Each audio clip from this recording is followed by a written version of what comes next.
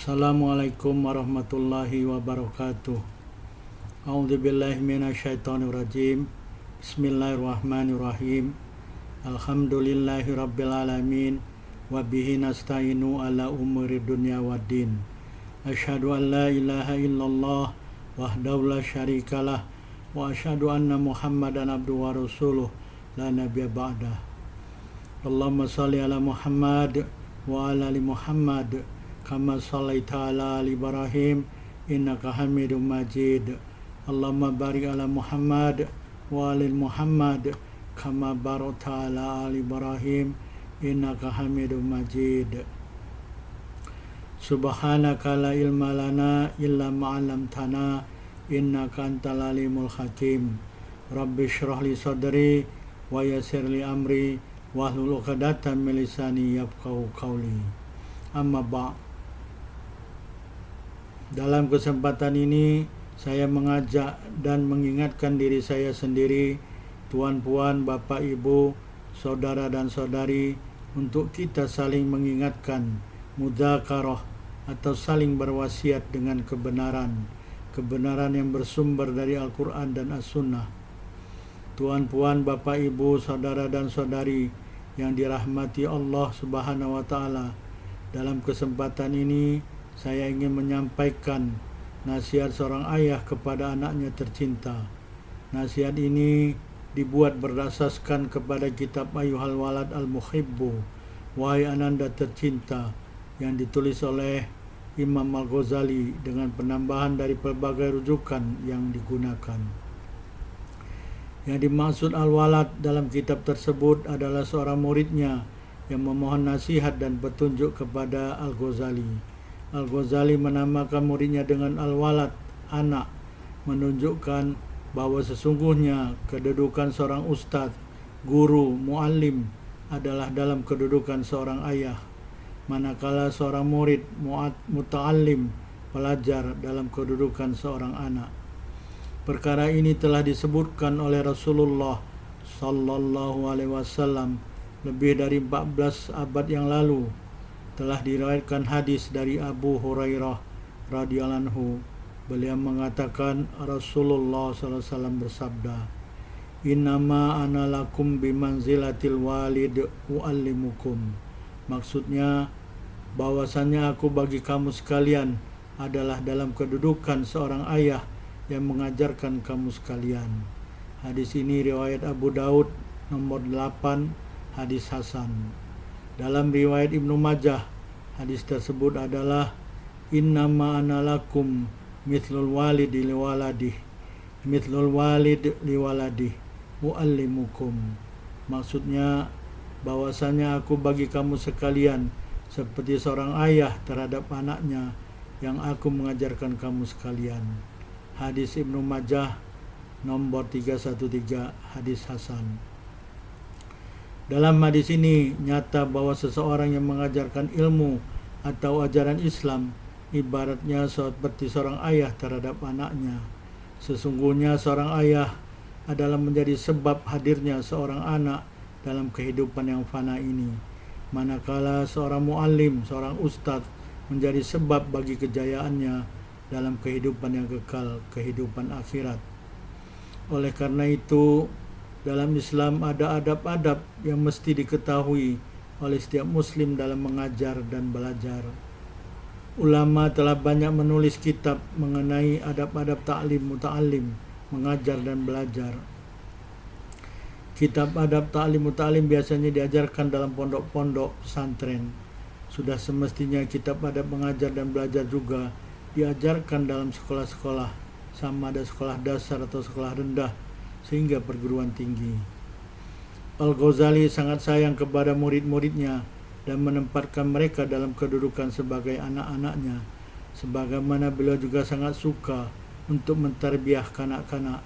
Beliau mengatakan dalam kitabnya Ihya Ulumuddin, "In i'lam anna tariqa fi riyadati sibyan min ahamil umur wa uqidiha wa sabiyu amanah inda walidaih wa qalbuhu tahir jauharah nafisah sadidah khaliyah min kulli naqshin wa surah wa huwa qabil likulli manakshin wa ma'il ila kullu ma yumalu bihi ilaih. Wa in awadah alal khair wa alamah nasya alaihi wa sa'ada fid dunya wal akhirah wa syarakahu fi thawabihi abawahu wa kullu muallim lahu wa muaddib. Maksudnya, ketahuilah oleh kamu, sesungguhnya jalan atau cara dalam menatih atau mendidik kanak-kanak adalah termasuk perkara paling penting. Seorang kanak-kanak adalah amanah bagi kedua ibu bapanya. Kalbu kanak-kanak adalah suci bersih, bagaikan mutiara yang langka, yang belum terukir dan masih kosong dari pelbagai warna dan rupa. Kalbunya akan menerima pelbagai warna dan cenderung kepada setiap apa-apa yang diberikan kepadanya. Jika ibu bapanya atau gurunya membiasakan kanak-kanak tersebut atas kebaikan dan mengajarkannya, niscaya dia akan tumbuh dan membesar atas kebaikan dan akan bahagia di dunia dan akhirat. Dan kedua-dua ibu bapanya akan berkongsi dalam ganjaran kebaikan yang dibuatnya. Begitu pula setiap muallim dan muadib yang mengajarnya. Ketahuilah, sesungguhnya seorang dari murid Imam Al-Ghazali telah sibuk menuntut ilmu dan membacanya sehingga dia telah menghimpun ilmu-ilmu yang banyak. Pada suatu hari dia berfikir mengenai dirinya dan keadaan dirinya. Dia mengatakan, aku telah membaca pelbagai ilmu dan aku telah menghabiskan umurku untuk mempelajarinya dan menghimpunnya. Sekarang sudah semestinya aku mengetahui ilmu yang mana yang akan memberi manfaat kepadaku esok dan menyenangkan bagiku dalam kuburku. Aduhai, apa-apa yang tidak memberi manfaat bagiku, aku akan meninggalkannya. Sungguh Rasulullah sallallahu alaihi wasallam telah bersabda, Allahumma inni a'udzubika min ilmin la yanfa'. Maksudnya, ya Allah, sesungguhnya aku berlindung kepadamu dari ilmu yang tidak bermanfaat. Ini terdapat di dalam Sahih Muslim nomor 2722. Rasulullah SAW telah mengajarkan kepada umatnya supaya berdoa memohon perlindungan kepada Allah Subhanahu wa Ta'ala dari ilmu yang tidak bermanfaat bagi seseorang untuk kehidupannya kelak di alam barzah dan alam akhirat. Perkara ini terpikir berulang kali olehnya sehingga dia menulis surat kepada Al-Ghazali untuk meminta fatwa dan bertanya berbagai masalah serta meminta nasihat dan doa dari beliau. Dia mengatakan, dan sekalipun ada kitab-kitab guruku seperti Al-Ihya dan selainnya mengandungi atas jawaban-jawaban pertanyaanku, akan tetapi tujuanku adalah supaya guruku menulis hajat-hajatku dalam lembaran-lembaran kertas yang akan bersamaku sepanjang hidupku, dan aku beramal dengan apa-apa yang tertulis dalamnya sepanjang umurku insyaallah ta'ala. Lalu Al-Ghazali menulis risalah ini, Ayuhal walad al-muhibbu, kepadanya untuk menjawabnya. Baiklah, kita mulai nasihat seorang ayah kepada anaknya tercinta. I'lam ayuhal walad al-muhibbu al-aziz, atalallahu baqa'aka bi ta'atih wa salaka bika sabila akhibbai, anna masyuran nasihah yuktabu min ma'dini risalah alaihi salatu wassalam. In kana qad balagaka minhu nasihah fa ayu hajatin laka fi nasihati wa illam yaghlubka minhu faquli madza khasalta fi hadis sinin al-madiyah. Maksudnya, ketahuilah wahai ananda tercinta, semoga Allah Subhanahu wa Ta'ala memanjangkan umurmu untuk senantiasa taat kepadanya, dan semoga Allah Subhanahu wa Ta'ala menuntunmu kepada jalan yang lurus, jalan para hambanya yang dicintai olehnya, bukan jalan orang-orang yang dimurkai dan bukan pula jalan orang yang sesat. Sesungguhnya berbagai nasihat telah tersebar yang ditulis dari perbendaharaan risalah Nabi sallallahu alaihi wasallam. Jika ada nasihat tersebut telah sampai kepadamu, maka hajat apa lagi yang kamu perlukan dari nasihatku? Jika tidak sampai kepadamu nasihat tersebut, maka katakanlah apa yang telah kau pelajari dan kumpulkan pada tahun-tahun yang telah berlalu. Hidup di dunia ibarat seorang musafir yang sedang melakukan suatu perjalanan menuju suatu tujuan yang telah ditetapkan. Perjalanan ini sangat jauh dan memerlukan bekal. Perjalanan melintasi 3 alam, yaitu alam dunia, alam barzah, dan alam akhirat.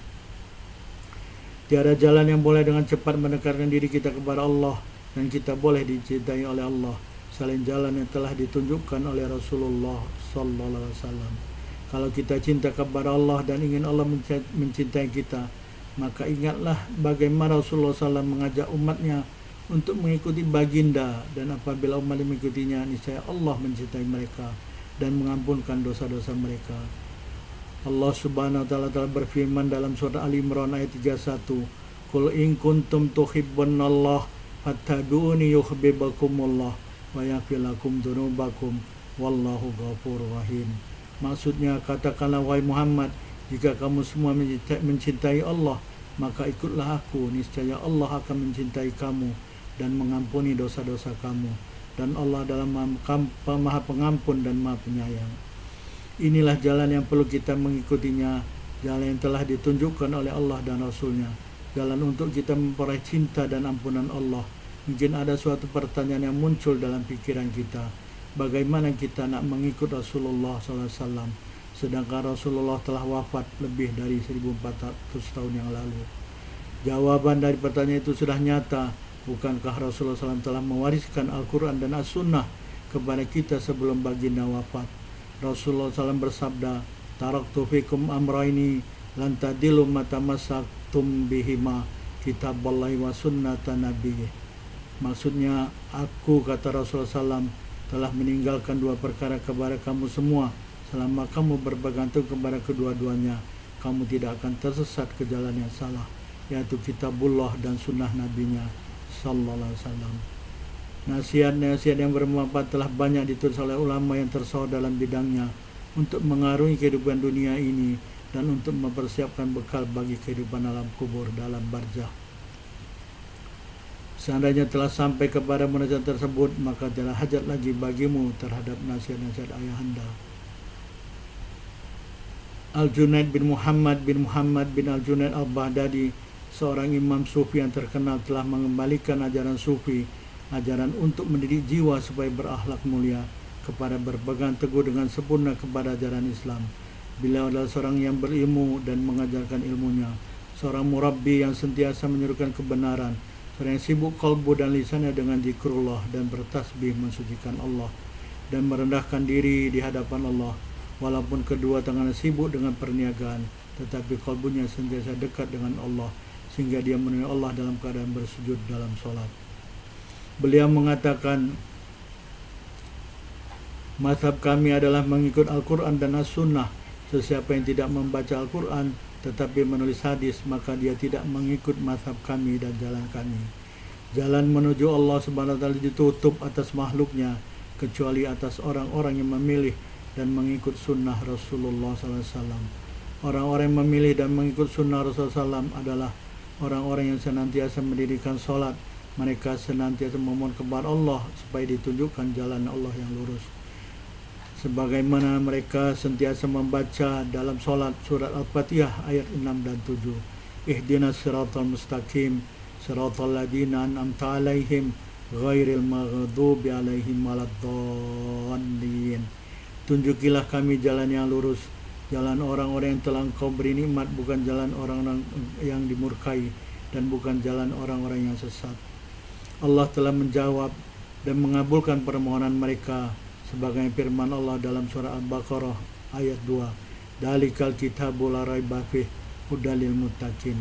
Itulah kitab Al-Quran yang tidak ada keraguan di dalamnya, sebagai jalan atau petunjuk hidup bagi orang-orang yang bertakwa. Tuan, puan, bapak, ibu, saudara dan saudara sekalian yang dirahmati Allah, telah sampai kita pada akhir tausiah atau mudzakarah. Sebagai penutup, jalan untuk mencapai ridha dan cinta Allah telah ditunjukkan Allah, yaitu dengan mengikuti Rasulullah. Rasulullah SAW telah mewariskan Al-Quran dan As-Sunnah. Nasihat-nasihat yang bermanfaat telah banyak ditulis oleh ulama yang tersohor dalam bidangnya. Seandainya telah sampai kepada nasihat tersebut, maka telah hajat lagi bagimu terhadap nasihat-nasihat ayahanda. Carilah dan belajarlah kepada murabbi yang boleh mengajarkan kamu Al-Quran dan Sunnah dan mengamalkan serta mengajarkannya, bukan berguru kepada orang yang membuat kamu semakin jauh dari Al-Quran dan As-Sunnah. InsyaAllah kita sambung dalam kesempatan lain. Terima kasih telah menonton video ini. Jangan lupa subscribe untuk mengikuti video-video selanjutnya atau yang lainnya. Dan jangan lupa share video ini untuk kebaikan bersama dan untuk menyebarluaskan kebenaran. Fastabiqul khairat, berlomba-lombalah berbuat kebaikan. Subhanakallahumma bihamdika asyhadu an la ilaha illa anta astaghfiruka wa atubu ilaik. Wabillahi taufiq wal hidayah. Wassalamualaikum warahmatullahi wabarakatuh.